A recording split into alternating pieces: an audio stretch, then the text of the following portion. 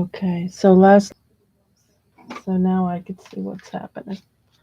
So this was the new single tower mold that I have. And I had some colors left over, so I just kind of popped them in here. And when I unmold this one, in case anyone purchases this one, I'm stretching it from the sides and I'm pushing it from the tip so that I'm not playing with it with my fingers. I kept a glove on because I didn't want to get fingerprints in some of these because it's not totally set up, but that's really pretty looking. That's really pretty.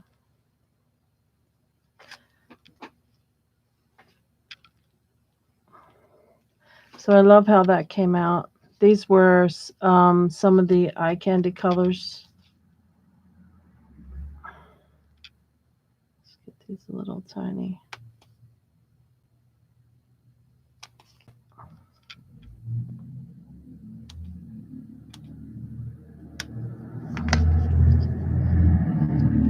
That's pretty cool.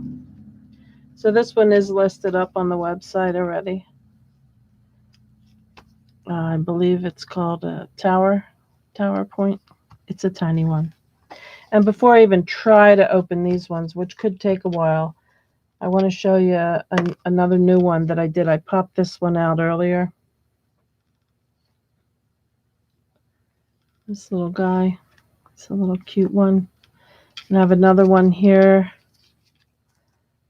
So I just kind of stretch them from side to side.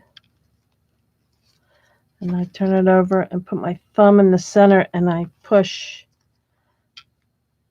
until it pops out.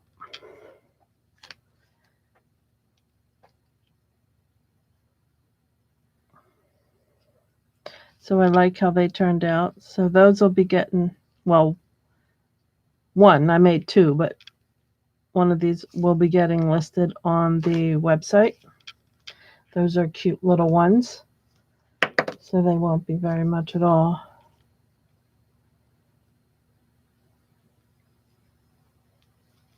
And then I did this one. If you remember me talking about it, I didn't like how the rubber band made it look, so I taped around it because it had to be cut down the side to get it out. So you see when I put it in the pressure pot, it pushed some of the resin out. So I'll have to trim that once it comes out. Maybe not too much.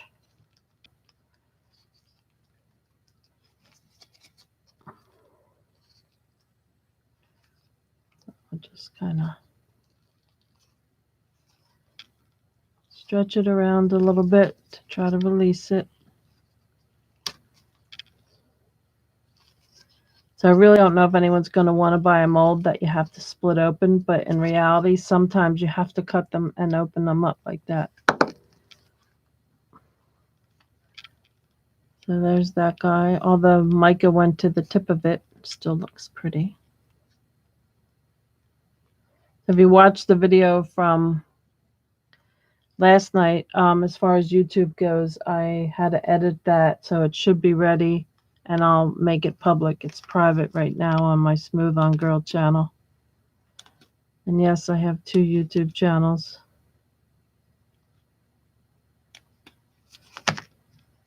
So there's a fine little line that I can work on that and obviously get rid of that if I wanted to.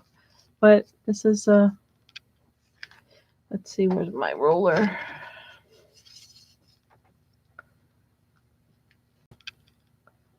So it's just about 1 1/4 inches.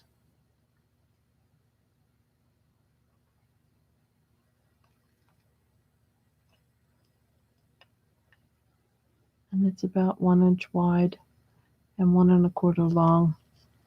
And this little baby here is just over a 1/2 inch and just under 1 inch long.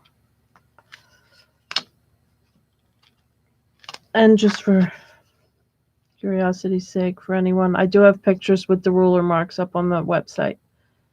This one's 2 inches, and then it's a little bit wide, and then it's a little bit thin.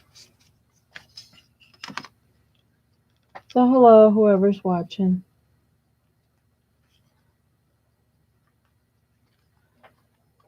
So what was this one that I did? Oh, that was a different one that I did. Okay. So I don't know what I'm going to call them. Probably facet balls.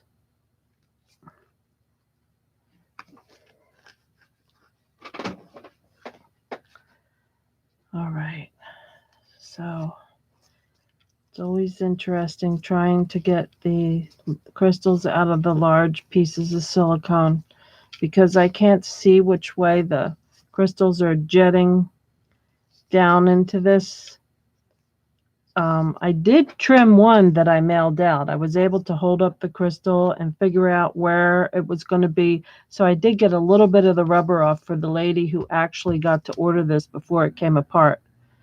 So she jumped right on that order page as soon as I put it up, and she was able to get a casting. This is my master mold, and I was able to do one casting before the crystals came apart. So she was the lucky one, and I was able to trim some of the silicone, the rubber off the sides, and it makes it tough sometimes to try to maneuver the molds. That's why you see when you get my molds, like you see that I have cut around the outsides because I'm trying to make it easier for you. So, and a new mold release that I'm using, I went to a class, an advanced molding class on Friday. And normally I use the universal mold release and the Man 200, but this is called Ease Release 205 release agent. So it's actually the same as the 200, except when you use this one, it gives it a gloss. So it's not going to give it the dull look, but you have to wait a good half hour or more for it to dry, because if you don't and it could mess up your mold. So you have to be a little patient there. But that's something new that I'm trying, and I was having a hell of a time with my C molds, and I use that, and it comes right out without a problem. So I'm real excited. So I'm going to try to grab this. I'm not real good. See, it's still a little, the epoxy's not quite 24 hours yet. So what I do is I take my tweezer, the back end of it, and I go between where the crystals are, and I just try to pry it, move it up a little bit just to get it up. So I'll go in between and wiggle, because once you can get a certain amount of it up, you can pull on it, and I did squirt the ease release in as best I could on this particular mold. So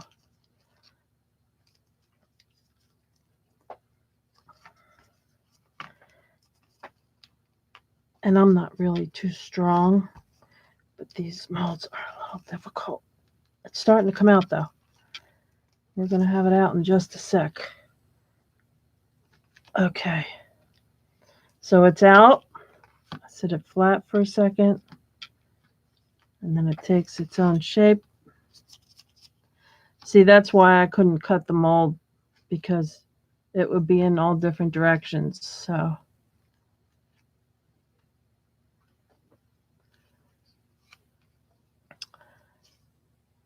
I'm going to read the colors that I used on this. I don't know which one is which now, and some of the colors dripped into each other from being next to one another, like the blue ran into the pink.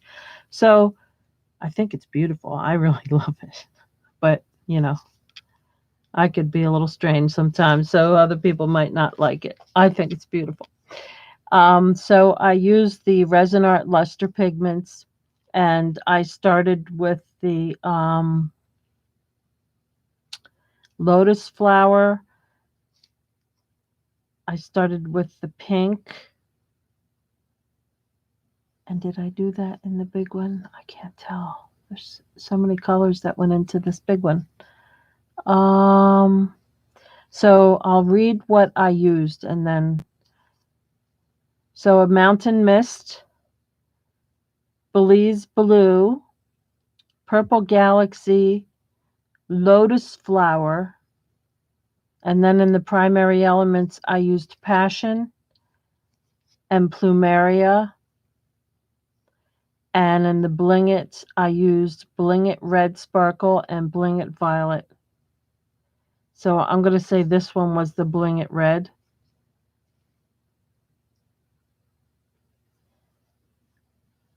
And these colors kind of mixed. So I used a lot of colors because that was 6, 7, 8. That's an 8-point cluster. So I used a lot of colors in that. So I really wanted to try this out.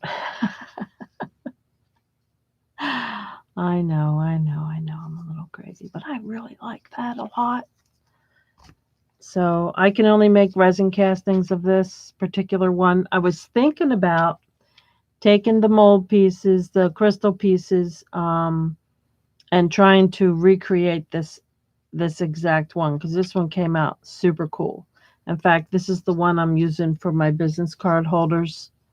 You'll see that on the website too. The cards fit nicely between those crystals. Looks super duper cool. And the little hanging edges there can just be trimmed off. That's from the overflow. When I put it in the pressure pot, sometimes it pushes the resin and epoxy around. So this is Epoxy Cast 690 by Smoothon. So this is really awesome.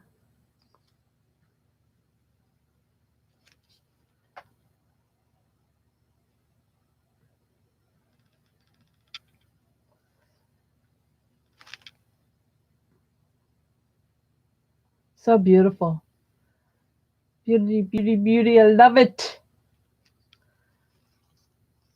I love it. Very beautiful.